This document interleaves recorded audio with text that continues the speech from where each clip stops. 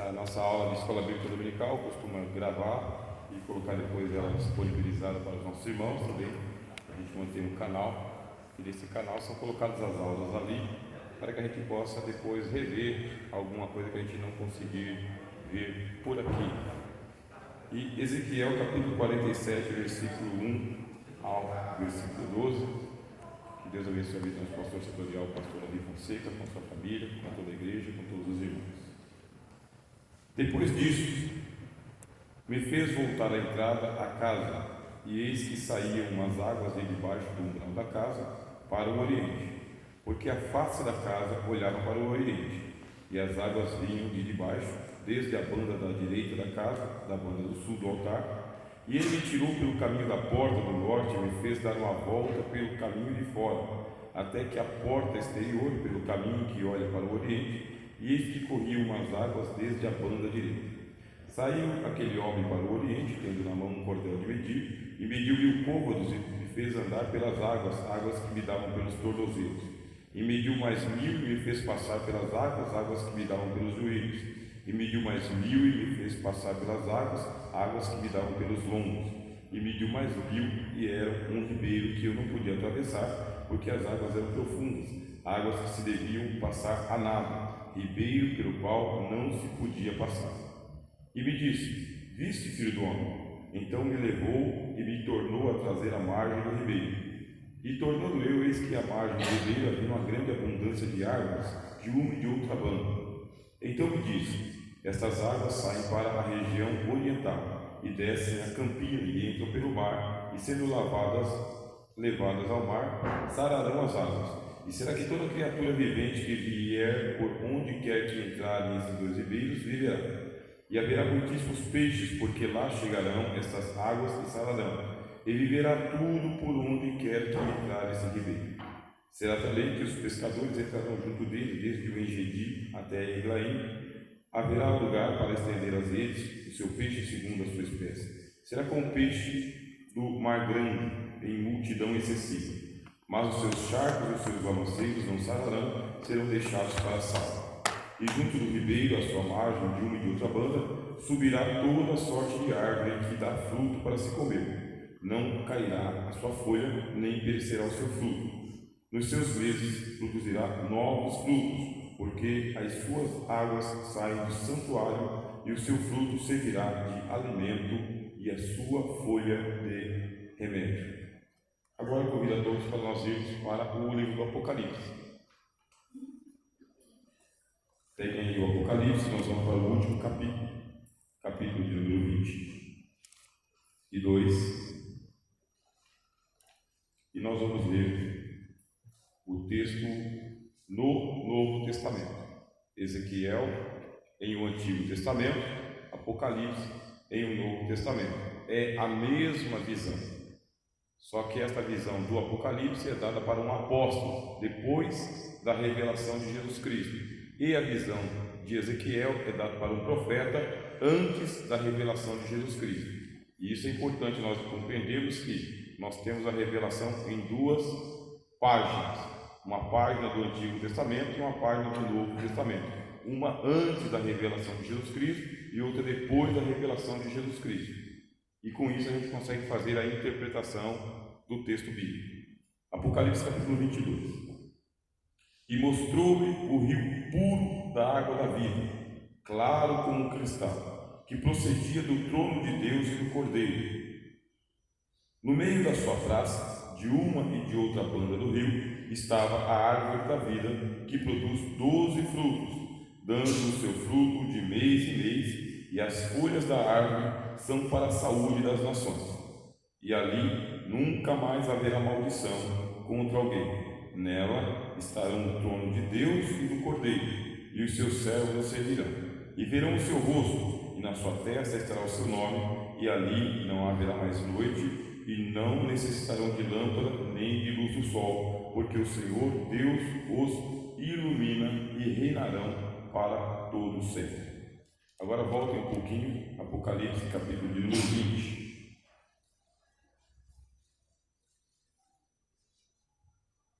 E vi descer do céu um anjo que tinha a chave do abismo, e uma grande cadeia na sua mão. E prendeu o dragão, a antiga serpente, que é o diabo e Satanás, e amarrou-o por 1000 anos. E lançou-o no abismo, e ali o encerrou, e pôs sobre ele para que não mais engane as nações, até que os 1000 anos se acabem, e depois importa que seja solto por um pouco de tempo. E vi tronos, e assentados-se sobre eles aqueles a quem foi dado o poder de julgar. E vi as almas daqueles que foram degolados pelo testemunho de Jesus e pela palavra de Deus, e que não adoraram a besta nem a sua imagem, e não receberam sinal na testa, nem na mão, e viveram e reinaram com Cristo durante 1000 anos. Mas os outros mortos não reviveram, até que os 1000 anos se acabaram. Esta é a primeira ressurreição. Bem-aventurado e santo aquele que tem parte na primeira ressurreição. Sobre esses não tem poder a segunda morte, mas serão sacerdotes de Deus e de Cristo. E acabando seus 1000 anos, Satanás será solto da sua prisão e sairá a enganar as nações que estão sobre os 4 cantos da terra, Gog e Magog, cujo número é como a areia do mar, para os ajuntar em batalha. E subiram sobre a largura da terra e cercaram o arraial dos santos e a cidade amada. Mas desceu fogo do céu e os devorou. E o diabo que os enganava foi lançado num lago de fogo e enxofre, onde está a besta e o falso profeta, e de dia e de noite serão atormentados para todo o sempre. Bom, necessário nós fazermos a leitura sempre da Bíblia inteira, o máximo que a gente conseguir. E aqui está uma visão que Deus deu para o profeta Ezequiel, e esta visão que ele teve é sobre o milênio. Para a gente pegar aqui o passo a passo. Deus criou os céus e a terra. E como foi que Deus criou a terra? O autor aos Hebreus diz: os mundos que foram criados pela palavra de Deus. E não foi criado daquilo que é aparente. Não é aparente porque Deus não pegou um modelo físico. O que Deus fez? Deus pegou o modelo da sua cidade não feita por mãos, eterna nos céus. Esta cidade é a cidade do Deus vivo. É assim que a Bíblia diz. O que fez Deus? Criou aqui na terra uma espécie de espelho daquilo que estava nos céus. Assim como é os céus, assim é a terra também. Só que o céu é original e a terra é original. Se você ler o livro de Provérbios, você vai encontrar essa expressão no capítulo 7, no capítulo 8 e no capítulo 9. Diz que Deus, ele tem um mundo original, e a primeira criação de Deus foi a sabedoria. E a sabedoria estava junto com ele, contemplando as maravilhas de Deus no mundo original. O mundo original é o mundo das origens, o mundo eterno, não feito por mãos, eterno dos céus. E o que fez Deus? Criou a terra como espelho do mundo original, uma réplica, só que uma réplica perfeita, só que uma réplica mineral, vegetal, animal, orgânica. A terra que nós temos aqui, composta de elementos químicos, dos gases nobres, da atmosfera, da vida marinha, da vida terrestre, da vida animal. Então o nosso mundo, ele é um espelho do mundo original. Propósito de Deus, de que o paraíso na terra ele fosse permanente. Só que neste lugar aqui nós temos uma dubiedade. Qual que é a dubiedade? O bem e o mal. No mundo original você tem o bem, e aqui nós temos o bem e o mal. E no andar de baixo só tem o mal. Então você tem o andar de cima, só o bem, o andar intermediário, o bem e o mal, e no andar de baixo só os maus. O andar de baixo a Bíblia chama de Sheol, Hades, Guiena, trevas exteriores, pranto e ranger de dentes, lago de fogo ou inferno. Esse é o andar de baixo, só os mortos para baixo.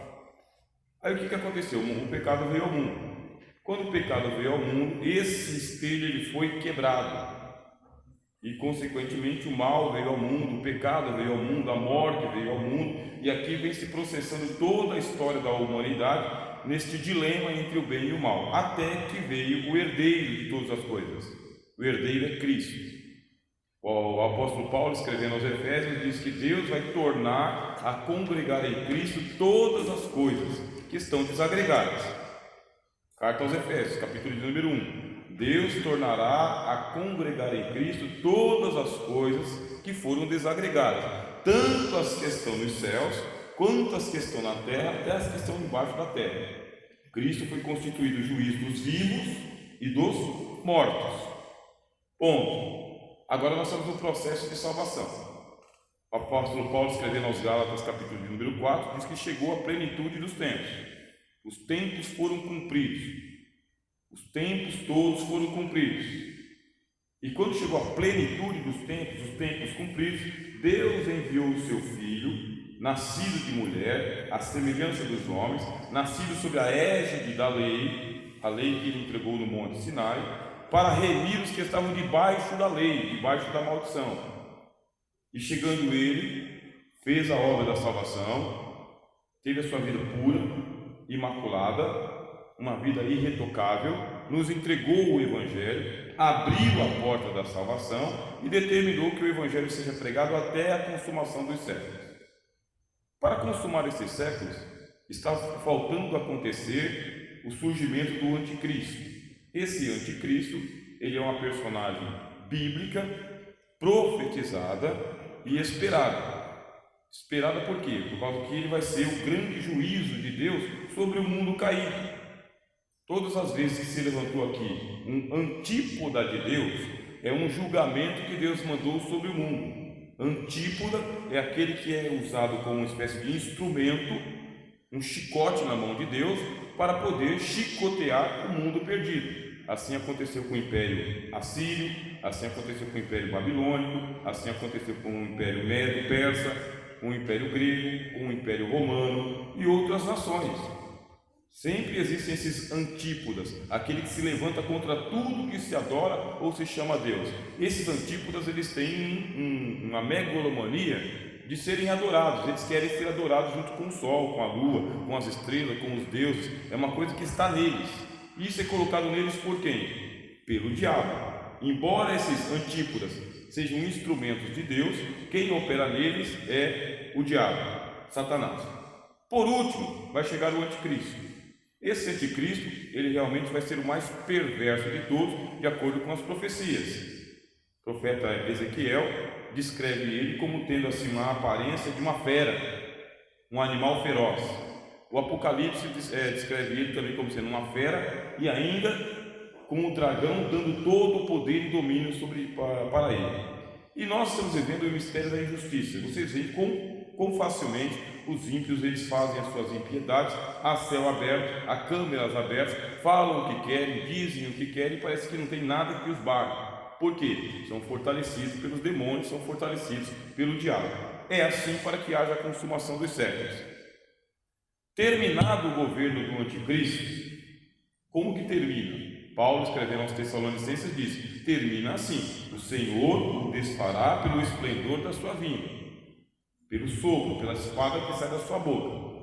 O Apocalipse diz que o céu se abre no capítulo 19, Cristo é visto vindo com os anjos dos céus. Mateus capítulo 24 diz que é assim mesmo: os anjos se abrem, as trombetas tocam, os anjos vêm, entram em batalha e são presos todos os demônios e Satanás, os ímpios são mortos. E fica na terra quem? Fica um remanescente. Esse remanescente, diz Isaías, ainda que seja como a areia que está no mar, é só o remanescente que será salvo. Paulo cita Isaías em Romanos e diz que isso aqui é Israel. Paulo citando Isaías na carta aos Romanos, ele diz: ainda que os filhos de Israel sejam como a areia do mar, porque estará espalhado mesmo a descendência física de Abraão, só o remanescente é que será salvo. Quem que é esse remanescente? Alguns israelitas que por fim serão preservados e se converterão a Cristo. Cristo os converterá durante esse período que a gente chama de a grande tribulação. E o Velho Testamento, ele fala que é o dia do juízo de Jacó, é o dia da vara passar sobre Jacó. Ou como Paulo escreveu aos Romanos: o endurecimento veio em parte sobre Israel, até que a plenitude dos gentios haja entrado. É isso que Paulo explica, capítulo 11 da carta aos Romanos. O endurecimento veio em parte sobre Israel. Endurecimento de quê? Para que eles rejeitassem o Messias, até que a plenitude dos gentios, que somos nós, haja entrado, a totalidade de gentios sejam salvos. Nós fazemos parte do tempo dos gentios e nós vamos até o último momento da plenitude dos gentios. Aí depois o apóstolo Paulo cita o texto e diz o seguinte: de Sião virá o Senhor e desviará de Jacó as suas impiedades. É a hora da conversão, não de Israel nação, é a hora de conversão dos israelitas. Israel nação, não. O tratamento de Deus é com pessoas. O julgamento das nações acontecerá depois. Aqui é uma aula de escatologia, conforme as páginas que estão aqui na nossa revista da Escola Bíblica Dominical. Vocês estão acompanhando a cronologia? Está ficando tranquilo? Sim, espero. Se alguém tiver alguma dúvida, é só se manifestar. Aí nosso pastor Lucimar está aqui próximo, nosso pastor está aqui também, vai nos auxiliar para que a gente possa aqui estar respondendo no momento oportuno. Aí o que acontece? Cristo volta. Com a volta de Jesus, um punhadinho de israelitas, tá bem? Comparado com a grande nação que tem hoje, um punhadinho se converte. E com esse punhadinho, Deus vai recomeçar aquilo que deveria ter acontecido no primeiro século. O que tinha que ter acontecido no primeiro século? Israel deveria ter acatado a palavra de Deus, recebido o Messias, se convertido, porque se isso tivesse acontecido no primeiro século, o milênio tinha começado ali.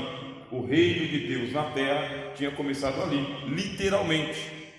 Mas, como eles rejeitaram, Jesus disse: o reino vos será tirado e entregue a um povo que produza os seus frutos. O reino foi tirado da mão dos israelitas, dos judeus, e entregue aos gentios. E estamos nós aqui produzindo esses frutos.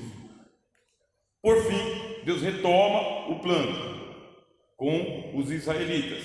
Esses se convertem no final da grande tribulação. Mas o mundo está destruído. Você lê o livro do Apocalipse, você lê Daniel, você lê Mateus 24, você lê Lucas, você lê Marcos. O mundo estará destruído, devastado. 7 selos, 7 trombetas, 7 taças. A destruição é de ponta a ponta. A água, a terra, o ar, as montanhas, as fontes de vida, a atmosfera terrestre, tudo estará totalmente destruído. A vida aqui será impraticável, impensável. E o que tem que acontecer? Deus vai restaurar todas as coisas, é o que a Bíblia diz.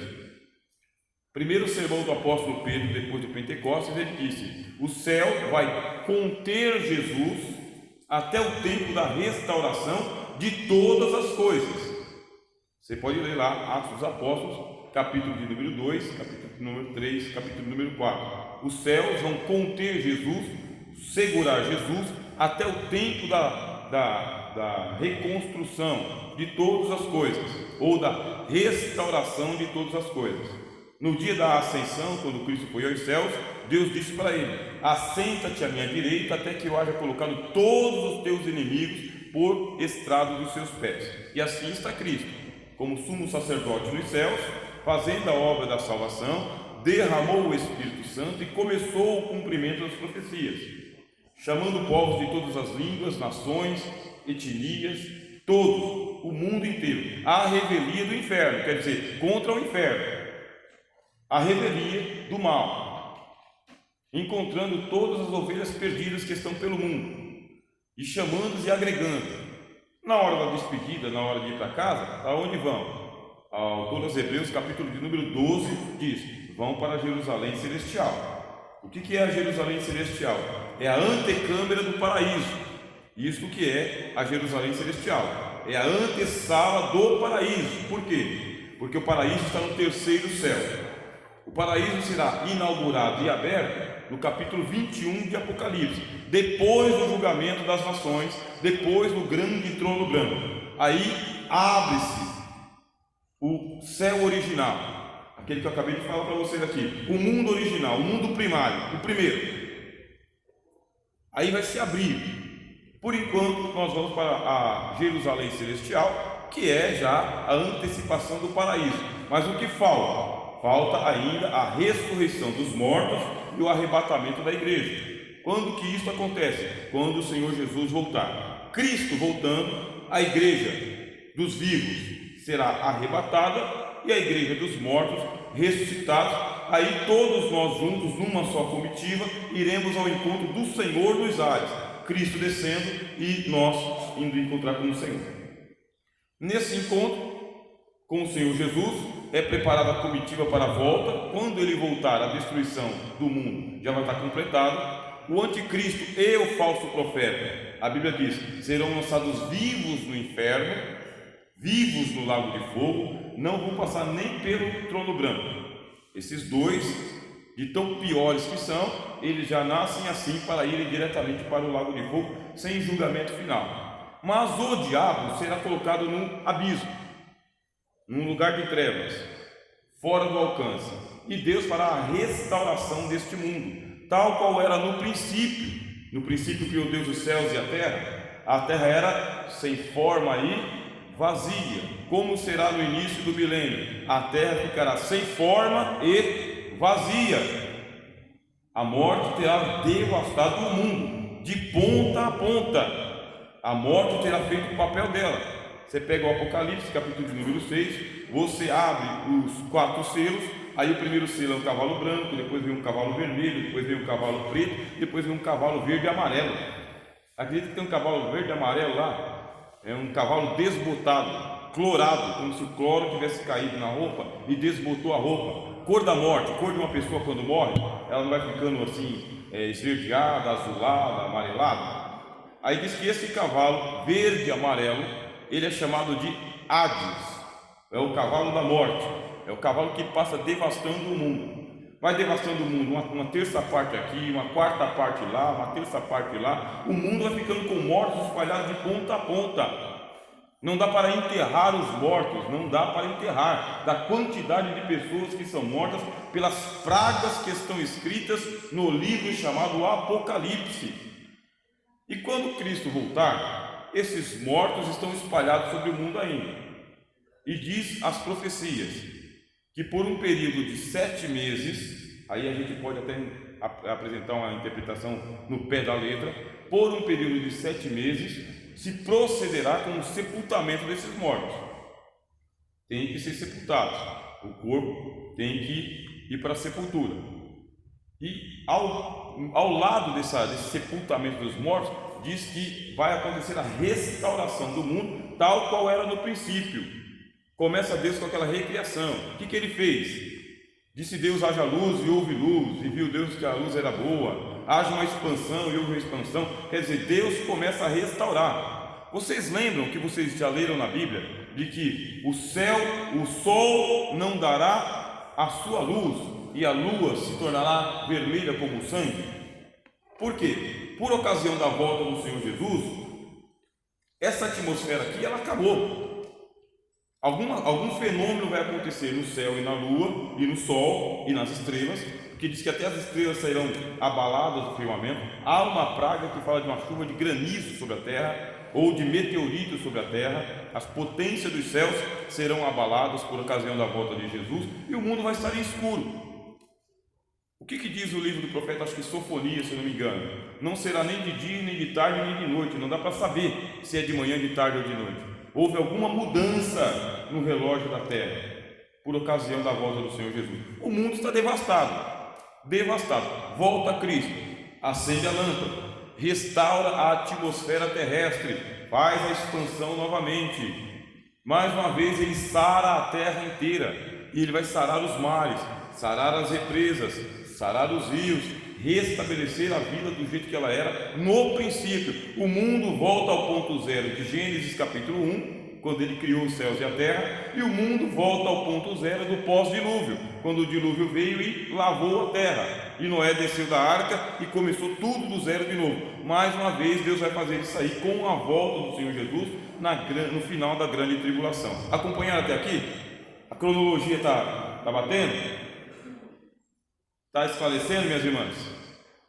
Com isso, começa-se um milênio, 1000 anos, em que a Jerusalém celestial poderá ser vista de quem estiver aqui para quem estiver lá, porque antigamente dava para se ver. Quando é que isso parou de ser visto? Quando Adão pecou, Deus colocou uma espada que faz este zigue-zague, e esse zigue-zague aqui ele provoca a invisibilidade da cidade santa, ou a invisibilidade do paraíso. Esta espada que o Gênesis fala, que zigazeia de um lado para o outro, ela forma uma espécie de escudo.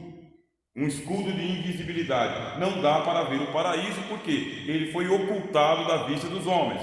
Por que Deus colocou a espada lá? Para que o homem não quisesse entrar no paraíso. Para entrar no paraíso tem que encontrar o paraíso. Para encontrar o paraíso tem que ver o paraíso. Ele está invisível. Não dá para ver. Quando Cristo voltar, essa invisibilidade também sai. Agora vai dar para ver. Quem disse isso? Isaías e Miqueias tiveram a visão da cidade santa que está acima dos homens. Não tão difícil assim. Você não vê a lua? Você não vê o sol? De igual forma, nós vamos ver também a Jerusalém Celestial. E quem é que está na Jerusalém Celestial? Essa turma que hoje está aqui.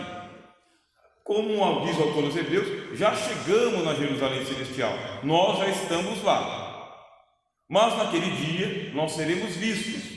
E como a gente leu aqui no livro do Apocalipse, começa o reino de Cristo entronizado em Sião, junto com a igreja do Velho Testamento e a igreja do Novo Testamento, que é uma só igreja, tá? Velho Testamento e Novo Testamento é uma só igreja em Cristo.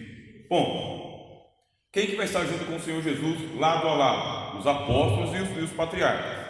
É o que diz a Bíblia. Os apóstolos e os patriarcas, assentados sobre os tronos. Eles têm a égide do reino durante 1000 anos. E vem a restauração de todas as coisas. Esta restauração de todas as coisas inclui a natureza pacífica entre homens, mulheres, crianças, velhos, todas as etnias. Essa natureza pacífica e convivência pacífica, ela abrange o homem com a natureza, usufruindo da natureza sem acabar com a natureza. Esta convivência pacífica inclui a convivência com feras do campo, que ganharam a sua ferocidade por causa do quê? Por causa da chegada do pecado ao mundo. O pecado no mundo mudou tudo. Paulo, escrevendo aos Romanos, diz: toda a natureza foi sujeita à vaidade. Toda a criação foi sujeita à vaidade, não por sua própria vontade, mas pela vontade daquele que a sujeitou. Aguardando o quê? A manifestação dos filhos de Deus, para que a própria natureza seja liberta dessa vaidade. Por enquanto, é isso aí, do jeito que está aí. O cão morde o próprio dono. Vocês terem ideia. O cão que é alimentado, ele morde o próprio dono. A serpente tem o seu veneno. Existem inclusive peixes que não são comestíveis, tem veneno, plantas que não são comestíveis. Chegou Cristo, meus irmãos. Chegou o milênio. Estamos na Jerusalém Celestial. E aquele punhadinho de gente que ficar vivo depois da grande tribulação, começa tudo de novo, igual Deus fez com Adão e Eva, igual Deus fez com Noé e a sua família. Começa tudo de novo. Por quanto tempo? Um período de 1000 anos. Às vezes se pergunta se são 1000 anos literal, 1, 2, 3, 4, 5, ou se são 1000 anos espirituais.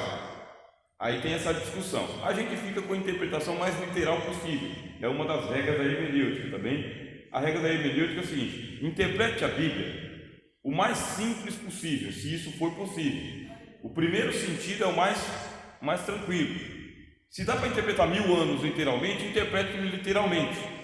Se não der para interpretar literalmente, aí você vai para o figuradamente, mas o primeiro é o sentido literal, regra da hermenêutica. Dá para interpretar 1000 anos de governo de Cristo? Dá. Então a gente não vai criar nenhuma dificuldade. Durante esses 1000 anos a restauração é completa, total e absoluta. E o que diz o livro de Ezequiel?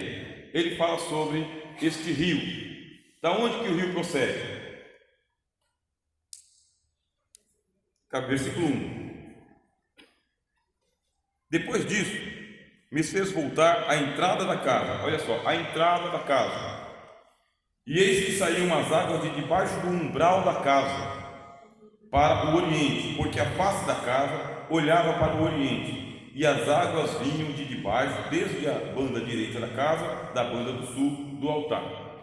O que se acredita, meus irmãos? E por que eu digo que acredita? Porque tem divergência entre os teólogos, os acadêmicos, tanto dentro do judaísmo quanto dentro do cristianismo. Qual que é a divergência? É saber se este templo ele é literal ou se ele é figurado. Que templo? O que Ezequiel viu. O templo é tão colossal, tão gigantesco, que Ezequiel começa a ter uma visão no capítulo 40 e ele vai até o capítulo 48, de tão grandioso que é. Quer dizer que ele é muito gigantesco. Aí a gente pergunta: é um templo literal ou ele é um templo espiritual? A gente leu aqui na aula de quarta-feira, quem esteve presente, a passagem do Apocalipse que diz que tem um templo original nos céus. Olha que negócio extraordinário. Existe um templo original nos céus. E esse templo original ele foi mostrado para Moisés lá no Monte Sinai. E foi dito para Moisés: faze tudo conforme o modelo que te foi mostrado. Aí o Ezequiel olhou aquilo e falou: mas como que eu vou fazer um templo desse no meio do deserto? E houve uma redução em escala. Cadê aqui os arquitetos? Houve uma redução em escala do templo original que está nos céus para o tabernáculo do deserto. O que era o tabernáculo do deserto? A maquete. Vocês lembram quando a gente vai lá no Belenzinho? Tinha a maquete do nosso templo radial? Pois então, o templo original nos céus foi mostrado para o Senhor Moisés, e o Moisés fez uma redução em escala, uma maquete. E você vai comparar a maquete de Moisés com o templo de Deus. O que era a maquete de Moisés? Uma tenda no deserto. Era um tabernáculo feito em compartimentos. Havia um compartimento chamado Santo dos Santos, o outro chamado Santo, e um pátio onde se faziam os sacrifícios. Não muito grande. Era realmente assim uma representação em escala, bem pequenininho. Depois, quem é que teve a audácia de tentar imitar o templo dos céus? Salomão. Salomão teve a audácia de tentar replicar a casa dos céus. Ele quis fazer, e ele fez um santo dos santos muito maior do que o de Moisés, e fez um lugar santo muito maior que Moisés. No templo de Moisés havia uma pia chamada pia de bronze, dava para colocar em cima de uma base, e 2 homens carregavam. No templo de Salomão, a pia de bronze virou o mar de vidro, e eram necessários 12 bois, 3 de cada lado, para segurar o mar de vidro de Salomão. Quer dizer que ele aumentou a escala. Ele aumentou a escala gigantescamente, mas na oração, o que foi que Salomão disse? Deus, nem mesmo os céus dos céus podem te conter, quanto menos essa maquete que eu construí aqui. Eu estou consciente de que esse templo de pedra aqui não é a casa de Deus, mas eu peço que o Senhor considere ela. E assim foi, Deus considerou a maquete de Salomão, que era muito maior do que a maquete de Moisés. E depois a gente viu aqui que essa maquete foi destruída, porque ela não cumpriu a sua finalidade, e veio a maquete de Esdras, muito menor, só que Deus deu uma profecia para o templo de Esdras. Qual que foi a profecia? A glória da segunda casa, feita com muito mais humildade do que a casa de Salomão, a glória da segunda casa será maior do que a primeira. Por quê? Porque a segunda casa recebeu depois a chegada de Cristo. Cristo pregou no templo que foi feito por Esdras, foi profanado pelos gregos, foi reestruturado por Herodes. Herodes ele só fez a reforma, a ampliação, o melhoramento do templo. E a glória da segunda casa foi maior do que a primeira, porque foi nesta casa que o Senhor Jesus veio, pregou, fez a purificação e ali ele foi julgado também. Difícil, meus irmãos? Conseguiram anotar? Conseguiram anotar, meu irmão? Não? Na mente? Muito bem, agora a gente está falando do quê? Que todos esses templos que foram levantados são maquetes em escala de um templo superior que está nos céus. E esse templo, ele é o original. Você lê o Apocalipse e os 7 anjos das taças de Deus, os que vão trazer o julgamento sobre as nações, eles moram lá dentro desse templo. E eles estão lá até agora, aguardando o dia de sair. Não saíram de lá. Estão com as suas taças ali, reservadas para a grande tribulação. Quando toca a 7ª trombeta, aí se abre esse templo. Quando se abre esse templo, vem os 7 anjos da taça, para vocês verem os detalhes como que está. Termina a grande tribulação, o que acontece? Esse templo é visto nos céus, e diz que se vê a arca da aliança dentro dele. Que arca? A arca original, meus irmãos. Por que a arca original? Porque a arca que estava no templo de Moisés, no templo de Salomão, esta arca ela era uma réplica da arca original. A arca original é eterna, não feita por mãos, nos céus. A de Salomão, a de Moisés, é uma réplica. Essa se perdeu. Essa aí tem um mito em volta dela. Aí o mito vai tomando conta da verdade. A original está nos céus. Alguns querem que a arca de Moisés seja essa arca que está lá nos céus. Mas aí o hermenêutica vai mostrar, não, isso aqui é a cópia. Essa daqui foi feita por Moisés. A eterna está com Deus nos céus. Esse templo se abre. Aí a gente pergunta, e agora? O templo ele é literal ou figurado? Ele é literal. Ele existe. Será construído por algum arquiteto da terra? Não. É o instituto do templo dos judeus que vão trazer aqui o anticristo ao mundo? Não. Esse templo ele é eterno, não feito por mãos, nos céus, que representa Cristo. Esse templo ele será visto durante o milênio. Por quê? Nós veremos, como vemos o sol e a lua, nós veremos também a cidade de Deus. E esse templo será visto, literalmente. E desse templo diz que desce essas águas que vão sarar a terra. Igual os 4 rios que saíam e regavam o jardim do Éden. Não tem 4 rios lá? Vocês são leitores de Bíblia, né? Aluno de escola dominical é leitor de Bíblia. Então a gente está falando aqui com gente que sabe. 4 rios regavam o jardim do Éden e tornavam aquele jardim um paraíso. Da mesma forma, diz que águas descem desse templo, que o Salmo 46 fala que é o quê? O santuário das moradas do Altíssimo. Deus está no meio dela, não será abalada. Há um rio, não é o que diz o Salmo? Há um rio cujas correntes alegram. Fazem o quê? Alegram quem? A cidade de Deus. Aí você pergunta, que rio que é esse que vem desse templo literal, que não está nesse mundo, que não será construído por nenhum arquiteto, que desce dos céus?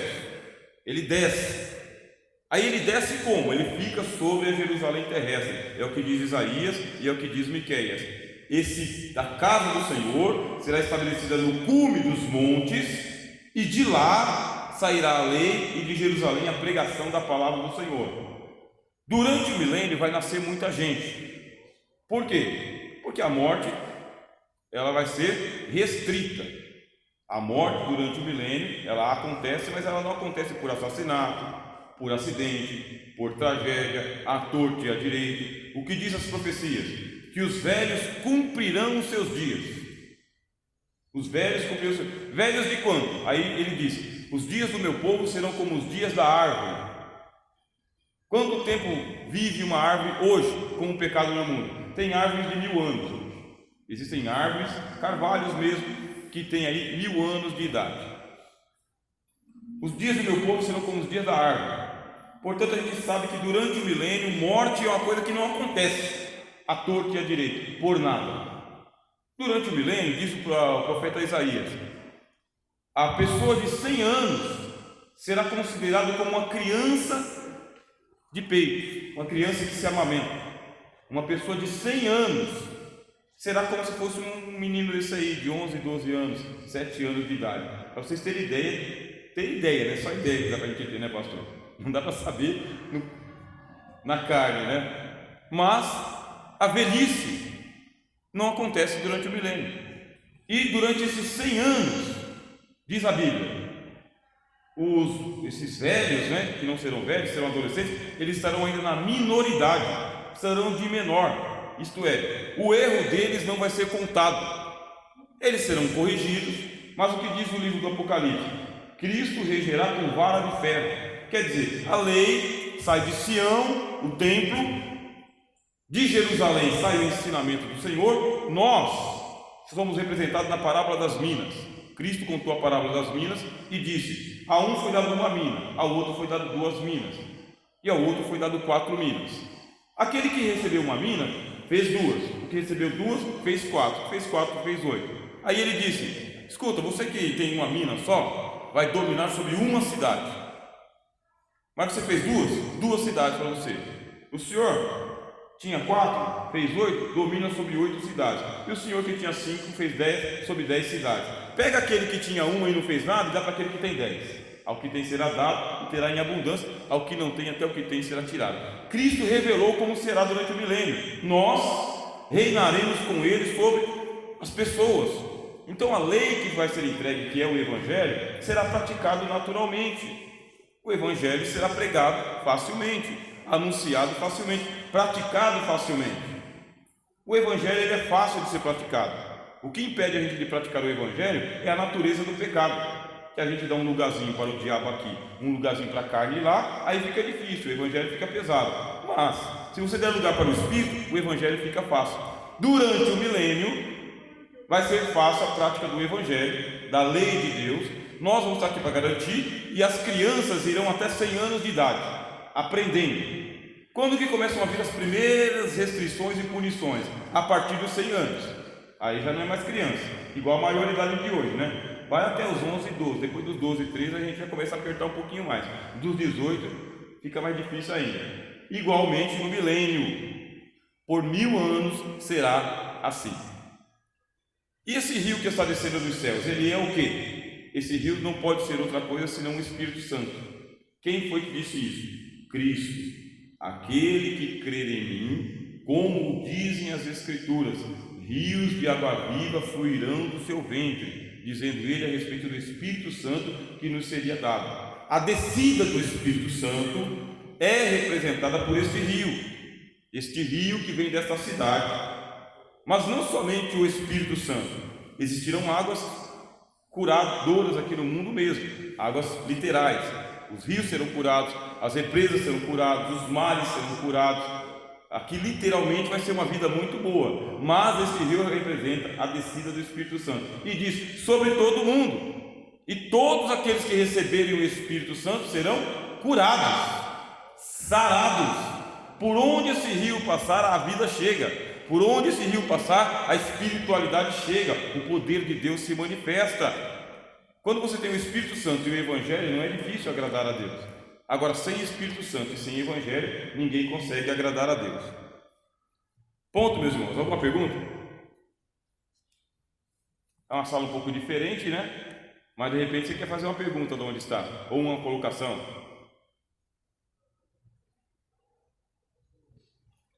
Então a gente continua. Sim, senhor. O Evangelho esse rio que saiu do trono de Deus, no capítulo de Apocalipse 2, é água mesmo ou é? Bom, agora a gente vai para o Apocalipse. Bom, tudo que aconteceu durante o milênio, tá bem? Ele é uma preparação para o terceiro céu. Nós ainda não chegamos lá, por quê? Porque tem que acontecer o grande trono branco. O grande trono branco é o juízo final, é o julgamento dos mortos. O julgamento dos vivos acontece na cruz. Nós que aceitamos Jesus, fomos julgados dos nossos pecados. Qual que é a sentença do nosso pecado? A morte.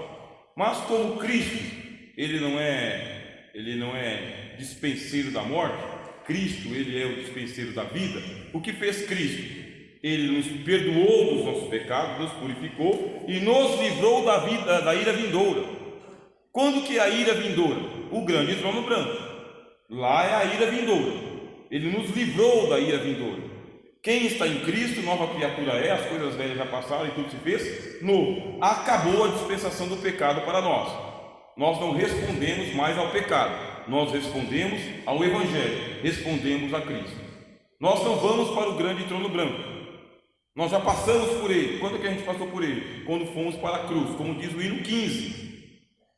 Foi na cruz que um dia eu vi meu pecado castigado em Jesus. Foi aí pela fé que os meus olhos abri e agora estou aqui, na luz. Então a gente já passou pelo grande trono branco, ou passamos por ele. Esse é o detalhe. Mas os mortos não passaram ainda, os ímpios não passaram ainda, os pecadores não passaram ainda. Ele vai se estabelecer. Depois que passar o grande trono branco, acabou o milênio também. Vocês leram conosco aqui no Apocalipse capítulo 20. De que 1000 anos ainda é o reino de Deus nesta terra. Mas o que disse o Cristo? Os céus e a terra passarão. O que não vai passar? A sua palavra. Estes céus e essa terra que hoje existem, Pedro escrevendo, segunda carta de Pedro, capítulo 3, Pedro disse: os céus e a terra que hoje existem estão reservados para o juízo. Os elementos em fogo se desfarão, e as obras que estão na terra se queimarão. Os céus e a terra passarão, meus irmãos. E quando passar, Apocalipse capítulo 20, e vi os mortos, e os que estavam diante do trono, e foram julgados, segundo as obras que estão escritas nos livros. Cadê os céus e a terra? Não tem. Apocalipse capítulo 20 diz: os céus e a terra fugiram de diante da presença daquele que está sentado no trono, porque ele viu um grande trono branco. Não tem nem céu nem terra. As pessoas que aparecerem diante de Cristo naquele dia, estas pessoas são pessoas que são ressuscitados para o juízo. Cristo falou: eu sou a ressurreição e a vida. Por que a ressurreição e a vida? Porque além de ressuscitar, tem que receber vida também. Quem só ressuscita e não recebe vida, vai para o grande trono branco. Quem ressuscita e recebe vida, bem-aventurado e santo que participa da primeira ressurreição. Sobre esses não tem poder a segunda morte. Nós lemos aqui, não foi?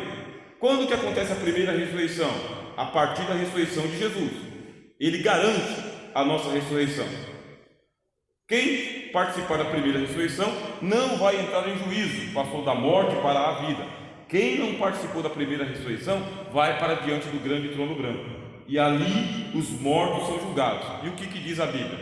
Todo aquele que não foi achado escrito no livro da vida, esse será colocado no lago de fogo e enxofre, junto com a besta, o falso profeta e o diabo que lá estará. Apartados de mim, malditos, para o fogo eterno, preparado para o diabo e os seus anjos. Mateus capítulo 25. Por que, Senhor? Porque tive fome e não me deste de comer, tive sede e não me deste de beber, estava nu e não me vestiste. Mateus capítulo 25. É o juízo final. Mas e agora? O que adiantou restaurar a terra? O que adiantou curar tudo? É porque Deus vai restabelecer o paraíso para a geração do milênio. A geração do milênio são aqueles que vão nascer durante o milênio.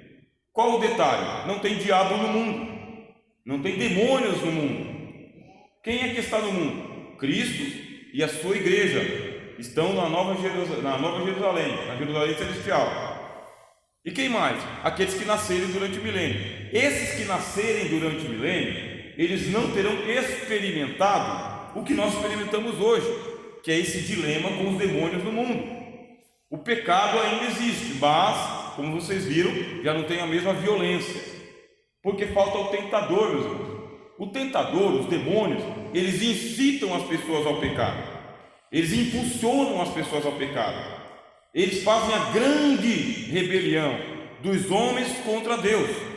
Presos os demônios, quando que eles serão presos? Na volta de Jesus. Quem disse isso? Cristo. Onde Cristo disse isso? Na parábola do joio. Na parábola do joio ele disse: deixai crescer ambos juntos até a ceifa, e então enviaremos os nossos anjos, eles virão e recolherão do reino tudo aquilo que causa escândalo. Aí você vai ler essa parábola em Marcos, tá bem? Marcos fala essa parábola, Mateus também fala essa parábola, a parábola do joio e do trigo, até o final dos séculos. Os demônios serão presos, lançados nas trevas. E quem ficará por aqui? Só homens e mulheres, com a lei de Cristo, com o Evangelho. E o detalhe, o Espírito Santo sendo derramado, viu? O mundo bom e o Espírito Santo sendo derramado sobre todos os filhos do milênio. O que eles têm que fazer? Viver, sem a tentação do diabo, viver. Praticarão pecado? A Bíblia diz no livro de Isaías: não se fará mal algum no monte santo do Senhor. Mas a criança estará vivendo com os animais, e os animais não vão matar as crianças. Pode ser cobra, pode ser crocodilo, pode ser uma anta qualquer aí, mas não vai fazer mal nem às crianças. Acabou a ferocidade. E a terra será cultivada, diz a Bíblia, cultivada, e não precisará um cultivar para o outro, cada um vai ter a sua propriedade, ou vai ter o acesso à sua terra. Guerra, não vai ter guerra também. Disputas, não vai ter disputa também. E quem vai garantir isso aí? A igreja de Cristo glorificada por Deus para reinar durante 1000 anos. Está escrito no Apocalipse: serão sacerdotes de Deus durante o milênio. Ele nos fez reis e sacerdotes, ou um reino de sacerdotes. Isso está no Apocalipse. Fala, meu irmão. Pelo que eu entendi aqui, a igreja nós vamos ter acesso também a descer? Nós podemos descer ou não? Plenamente. Plenamente? Isso, nós vamos aqui fazer a administração da palavra de Deus, vamos ter acesso também, tranquilo. Você vê que quando Cristo ressuscitou dos mortos, o que ele fez? Apareceu por 40 dias para conversar sobre o reino de Deus. O que fazem os anjos? Os anjos fazem isso hoje, eles têm acesso entre lá e cá. Para quem que vai essa função? Para nós. Qual que vai ser a nossa função? Sacerdotal. Nós seremos sacerdotes. O que faz um sacerdote? Ministra a palavra de Deus. Nós seremos os ministros da palavra de Deus, dos mistérios de Deus. Mais uma para complementar aí. Então quer dizer que a gente, assim, como a gente vai ter acesso ao paraíso e à terra, quer dizer, a gente então não é trasladado, é voar, então, praticamente aí. Voar?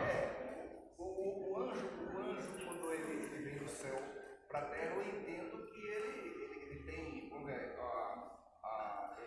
ele não tem aqui a presença da lei da gravidade. Da lei de gravidade.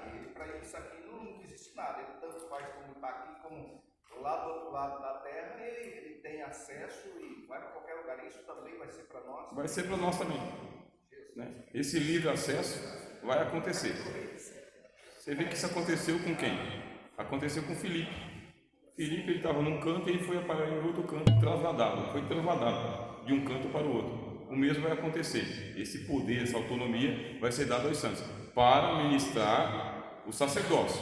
Seremos um reino de sacerdotes. Sempre isso. Estabelecer o Evangelho. A lei do Evangelho qual que é? Levai a carga um dos outros e assim cumprireis a lei de Cristo. Esse é o Evangelho. É para garantir que Cristo está governando com o seu povo durante 1000 anos. Qual que é a tragédia? Obrigado pelas perguntas, meu irmão. Qual que é a tragédia? Depois de 1000 anos, diz que o diabo ele é solto da sua prisão. A gente está vendo um protótipo do que vai ser, né? É só juntar a turma toda, a turma certa vai lá, invalida os processos e tira o diabo da prisão. Assim que funciona, né? A gente está vivendo aqui, ó, o degustativo do fim do milênio. Não, um negócio na garganta. Como que consegue? Não sei. Mas conseguiu. E tirou todos, hein? Tirou o demônio e seus anjos. Tirou o diabo e todo mundo. O último saiu essa semana. Fala, irmão. E o juiz ainda é o culpado. Fala. Fala, irmão. Pastor, então o diabo vai ser preso durante o reino, vai ter ainda nascer no milênio, vão pecar? Vão pecar. Quer dizer que o pecado, tá bem? O apóstolo Paulo, ele diz assim na carta aos Coríntios, ele fala assim: não sobreveio sobre vós tentação senão humana. Poderoso é Deus para dar, junto com a tentação, o escape para que possais suportar. Toda a tentação que acontece, embora que tenha o diabo como sendo o tentador, o pecado ele é humano. Quem faz o pecado sou eu ou você. Somos nós que pecamos. O diabo faz o quê? Coloca a arma na mão. Quem dá o tiro? Sou eu. Coloca a faca na mão. Quem dá a facada? Sou eu. Dá o lugar ao diabo, aí ele vem com tudo. Ele incita ao pecado. Mas aonde que está o pecado? Do lado de dentro. Cristo disse: o que contamina o homem não é o que entra, é o que sai. Por quê? Porque o que sai do homem está no coração. É do coração que procedem os pecados. Mesmo com o diabo estando preso, haverá a prática do pecado durante o milênio. Mas, olha os sacerdotes aqui, para ministrar o Evangelho. Então os sacerdotes estarão aqui para ministrar o Evangelho. Só que a gente acredita o quê? Que aí não vai ser um pecado instrumentalizado, institucionalizado, né? Aparelhado. A gente acredita que é o pecado do homem a homem, mulher a mulher, mas os sacerdotes estão aqui para ministrar o Evangelho durante esses 1000 anos. Então durante 1000 anos vai dar para ficar tranquilo, porque regerá as nações com vara de ferro. E a saúde das nações é garantida pela árvore da vida. A árvore da vida produz frutos todos os meses e a folha da árvore para a saúde das nações. A gente vai lá e traz a folha da árvore e ministra. O que é a folha da árvore? É o Evangelho. Tá bom? Eu ouvi aqui mais uma mão. Pastor, aí nessa parte do sacerdócio, a gente vai estar aqui com Cristo na terra, o milênio é corpo glorificado. Isso. É o corpo da ressurreição, igual de Cristo. Passou pelo arrebatamento da igreja, recebe um novo corpo. Passou pelo tribunal de Cristo, recebe a patente, né? Os galardões. E depois da patente, o serviço. Qual que é o serviço? Fazer o serviço aqui no milênio. Então, cada um de nós vai ser sacerdote de acordo com o que é feito agora. Então, Então, o que o Senhor está fazendo hoje? Deus te deu talentos. O Senhor desenvolve os talentos. No dia do tribunal de Cristo, o Senhor recebe de volta os seus talentos, só que o Senhor recebe ele glorificado. Durante o milênio, o Senhor vai exercer o seu sacerdócio de acordo com o serviço que o Senhor fez aqui. Aí Paulo fala, obras de madeira, feno e palha, nem passa. Obras de madeira, feno e palha são queimadas no tribunal de Cristo. O que prevalece? Obras de ouro, prata e pedras preciosas. Então, o que são obras de ouro, prata e pedras preciosas? São as obras feitas com amor. Essas prevalecem. Obras feitas sem amor não adianta. Qualquer um de nós aqui, esse ensino que eu estou ministrando para os irmãos, se não for com amor, ele não prevalece. Tudo tem que ser feito com amor. Até o copo de água fria que o pastor Lucimar me trouxe aqui, tem que ser feito com amor. Senão, não prevalece também. Aí isso aí vai voltar aonde? Vai voltar no tribunal de Cristo. Aí o senhor vai ver a diferença na patente que o senhor vai receber, né? As roupas sacerdotais. Alguém mais que eu vi? Lá atrás. Esse povo remanescente que vai estar no milênio, então onde que surge esse lado? Se a igreja vai para o céu, vai ter a grande tribulação, esse povo qual que é? Esse povo é o que é sobrevivente da grande tribulação. Vão ficar sobreviventes da grande tribulação. Os primeiros sobreviventes são os israelitas, um povo judeu, que ele vai preservar. Homem, mulher, tal, esse aí vai preservar. E um punhadinho dos gentios, né? Vai ser preservado também. Aí esse punhadinho é que começa tudo de novo. Aí é o remanescente. Só um punhadinho, cabe na palma da mão. Assim. Realmente a grande tribulação é morte de ponta a ponta. Uma terça parte de um lado, uma quarta parte do outro, peste, pestilência, maremoto, terremoto, chuva de granizo. É um negócio devastador. Por quê? A Bíblia diz que todos aceitarão o sinal do anticristo. Durante a grande tribulação, todo mundo vai receber o sinal do anticristo. E você fala, não, mas se eu tivesse na grande tribulação, eu resistia. Resistia nada, filha. Por quê? Porque veio a pandemia e aí tem algumas igrejas aí que sem o cartãozinho de vacina, você não entrava no culto. Sem o passaporte da vacina, você não entrava no bar.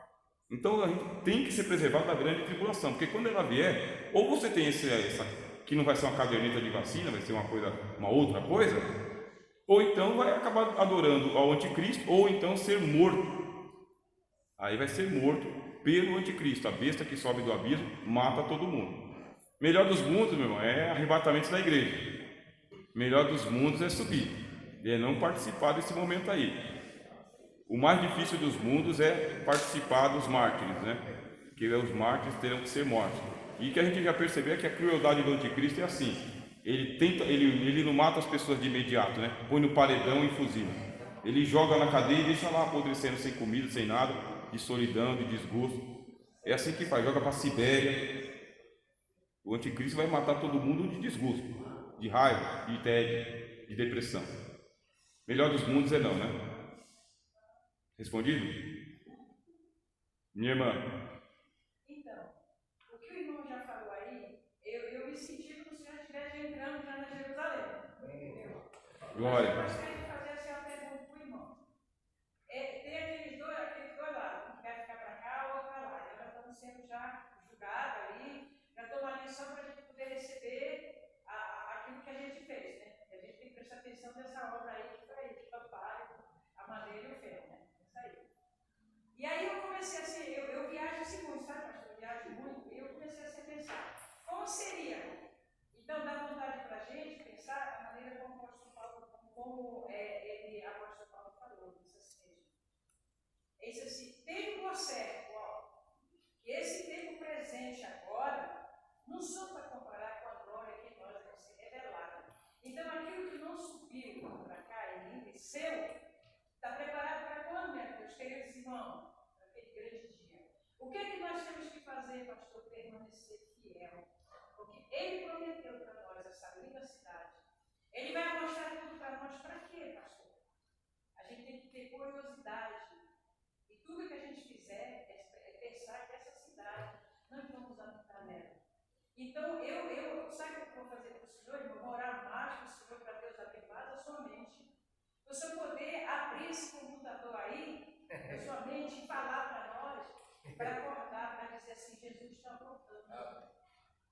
Te prepara, não esteja preparado. Amém? Amém. Deus abençoe. Obrigado, irmão. Deus abençoe a irmã também. O apóstolo Paulo escrevendo aos Filipenses, ele disse: eu desejo partir e estar com o Senhor, que é muito melhor. Muito melhor. A gente parou na questão do grande trono branco, termina, o diabo é preso, né? Mas ele é solto. Aí ele é solto, e diz que ele vem no final do milênio e ele tornará, você vê como que é o diabo e como que é o ser humano. Aqueles que só ouviram falar do diabo, o diabo é um mito, o diabo é um faz de conta, a gente nunca ouviu falar. Esses que nasceram durante o milênio serão colocados à prova, e colocados à prova com a soltura do diabo. O diabo é solto da sua prisão e ele começa a fazer de novo o aparelhamento do Estado que nem ele fez aqui. Ele começa de novo a fazer o que ele fez lá no Jardim do Éden: espalhar tentação e rebelião dos santos contra o monte santo de Deus, mesmo tendo nascido no milênio, mesmo tendo recebido o Espírito Santo, mesmo tendo sido alimentado das folhas da árvore da vida, mesmo tendo os sacerdotes ministrando. Quando o diabo é solto da sua prisão, diz que ele consegue levantar um exército, Gog e Magog, que são como os números de areia que tem na praia.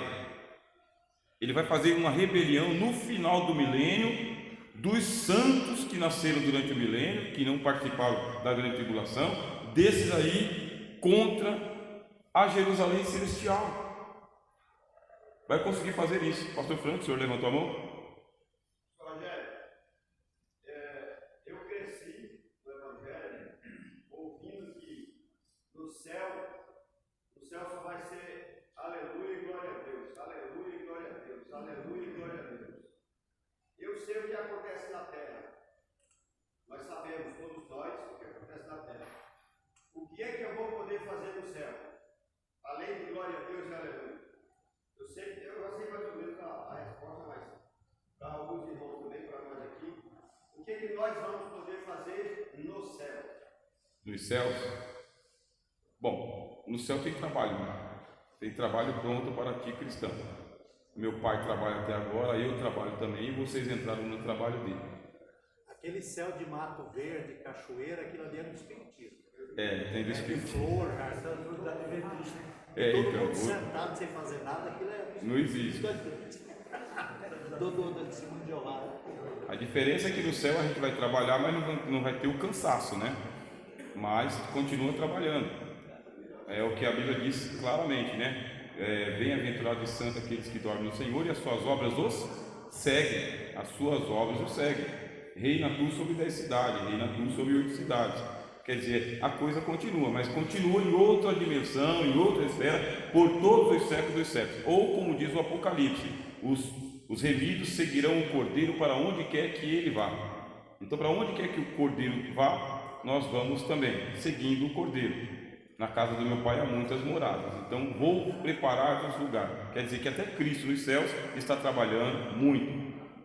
Aonde estiver o vosso tesouro, ali também estará o vosso coração. É ali para onde a gente vai. Obrigado pela pergunta. Então, glória, aleluia e bastante trabalho, sem canseira, tá bem? Porque Deus, ele é um Deus de trabalho. Com o final, tá bem, do milênio, aí diz que essa rebelião última de Satanás, ela vai ser deflagrada contra a Jerusalém celestial, mas aí vem o fogo dos céus, e esse fogo dos céus acaba com todo mundo. Vocês veem que é o poder do pecado. Mesmo durante o milênio, as pessoas pecam, mas como tem vara de ferro, a coisa não progride. No final, mesmo com vara de ferro que o diabo solto, as pessoas vão fazer uma rebelião gigantesca contra a Jerusalém celestial, aí o mundo acaba. Quando o mundo acaba, vai para o grande trono branco. Terminando o grande trono branco, aí inaugura o capítulo 21 do Apocalipse. E acontecem visões diferentes ali no Apocalipse. Capítulo 21 é uma visão, capítulo 22 é outra visão. Qual que é a visão que tem no capítulo 22? Que aquilo que nós experimentamos aqui durante o milênio, naturalmente, rios, não sei o que, lá agora vai para a eternidade. E lá na eternidade, lembra do mundo original, que aqui é cópia, e lá é o mundo original? Lá no mundo original diz que tem o rio da água da vida, que ele brota debaixo do trono de Deus. É o rio da água da vida, claro como um cristal. E ele vai do infinito, que é o trono de Deus, ao infinito. Todo o céu, ele é espelhado pelo rio da água da vida. O céu todo ele é espelhado. Você vê aqui na visão de Ezequiel que ele nada 500 metros, né? Ele anda 500 metros e as águas estão no seu tornozelo. Anda mais 500 metros, está no joelho. Mais 500 metros está por aqui. Mais 500 metros está transbordando, representando o Espírito Santo. Agora vem aquilo que nós estamos esperando, que é o Espírito Santo sem medida.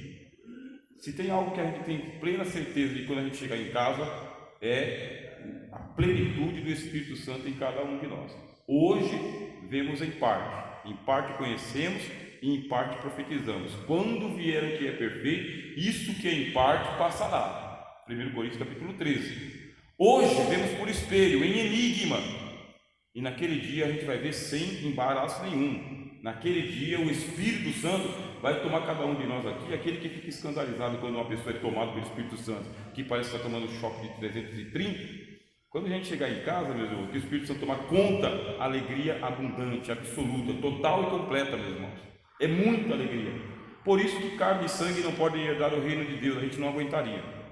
A plenitude do Espírito Santo, nós não aguentaríamos. Lá o Espírito Santo não está aqui ou acolá. O Espírito Santo ele toma conta de tudo.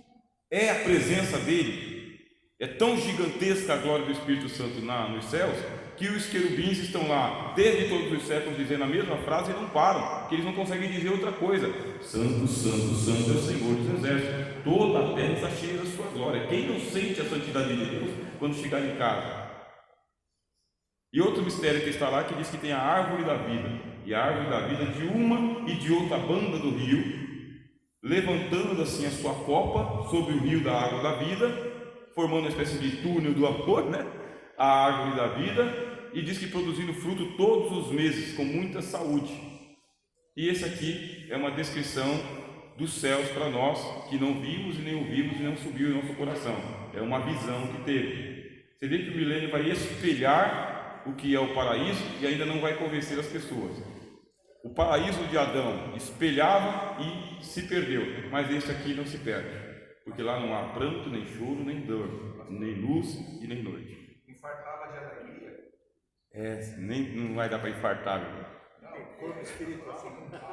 Se a gente fosse com o nosso corpo, hoje, a gente infartaria de alegria. Entendi a expressão, infartaria de alegria, não suporta. A gente viu alguns comentários aqui na Terra, que teve pessoas que ganhou na loteria e na hora que viu lá, infartava de tanta alegria. Não aguentou. Eu acho que nós, se não tivesse o corpo, seria a mesma coisa. Exato.